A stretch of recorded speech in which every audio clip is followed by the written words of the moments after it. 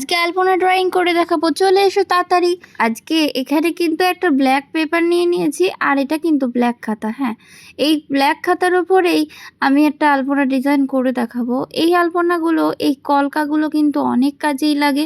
এই কলকাগুলো দিয়ে তোমরা অনেক কিছু করতে পারো। এই কলকাটাই ছোট করে কিন্তু কনের মুখেও করতে পারো, আবার জামা কাপড়ে যাতে ইচ্ছে তাতে করতে পারো। এই কলকাগুলো কিন্তু খুবই সুন্দর। তো আমি ট্রাই করলাম, দেখো প্রথমবারই ট্রাই করছি এই কলকাটা, আর মন থেকে আঁকার চেষ্টা করেছি। আশা করছি তোমাদের কাছে ভালো লাগবে, আর এরকমভাবে তোমরা ট্রাই করতেই পারো। আর যতটা সম্ভব সরু তুলি নেওয়ার চেষ্টা করবে। প্রথমে না সরু তুলিটা খুঁজে পাচ্ছিলাম না, আমি এখানে 1 নম্বর যে তুলিটা সেটাই আমি এখানে নিয়েছি। তো 1 নম্বর তুলিটা দিয়ে রং করার চেষ্টা করছিলাম, তাও দেখছি একটু মোটা হয়ে যাচ্ছে, কি আর করব। তারপরে খুঁজে পেলাম, খুঁজে পাওয়ার পরে আমি কিন্তু একদম 0 যে তুলিটা সেইটা ব্যবহার করছি। 0 নাম্বার তুলি দিয়ে কলকা করলে কিন্তু কলকাগুলো খুবই সুন্দর হয়, আর একদম সরু ভাব চলে আসে। আর আমি এখানে একটু মোটা করার চেষ্টা করলাম যাতে তোমরা বুঝতে পারো স্টেপগুলো। তো এরকমভাবে স্টেপ বাই স্টেপ করতে পারলে কিন্তু কলকা শিখে যাবে। আর প্রথম দিকে তোমরা পেন্সিল দিয়ে যদি আঁকিয়ে নাও তাহলে তো আরও সহজ হয়ে যাবে যে কোনো আঁকাই। আর তোমরা যদি মানে শানের ওপরে করতে চাও সেক্ষেত্রেও তোমরা পেন্সিল দিয়ে আগে করে নেবে, তারপরেই কিন্তু রঙটা দেবে। কারণ তোমরা যেখানেই করো না কেন প্রথম কিন্তু একদম ছড়িয়ে যাবে রং, নাহলে লেগে যাবে, নাহলে কিছু একটা অসুবিধা হবেই। আমার এখনও লেগে যায়, তো এক্ষেত্রে কিছু করার নেই, এটা হবেই। তো তোমাদের খুব সাবধানেই কাজগুলো করতে হবে, সাবধানে না করলে কিন্তু লেগে যাওয়ার চান্স থেকেই যায়। আর এখানে কিন্তু আমি বারবার জলে ধুয়ে নিচ্ছিলাম, এই কারণেই ধুয়ে নিচ্ছিলাম। কিছু কিছু টিপস আছে যেগুলো কিন্তু খুবই কার্যকরী।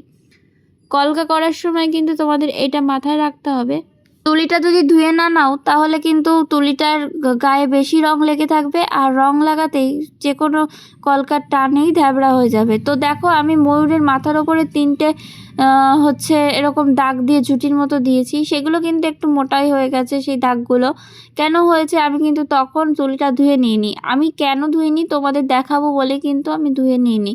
তো বারবার বলবো ধুয়ে নিয়ে তারপরে রং নেবে, তাহলে কিন্তু সরু তুলির মাথাটা কিন্তু সরুই থাকবে। অনেকটা রং লেগে থাকলে সেক্ষেত্রে কিন্তু তুলির গায়ে একদম মোটা হয়ে থাকে, তো সেক্ষেত্রে আমাদের ওইদিকে নজর রাখতে হবে।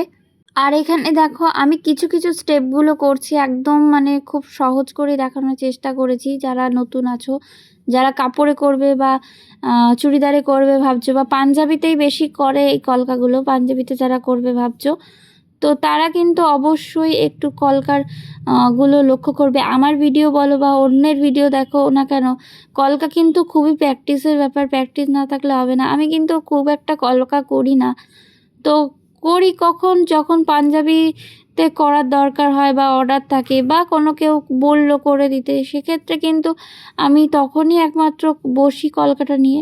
তোমরা কিন্তু কখনোই তাই করবে না, তোমরা কিন্তু প্রত্যেকটা সময় প্র্যাকটিস করবে।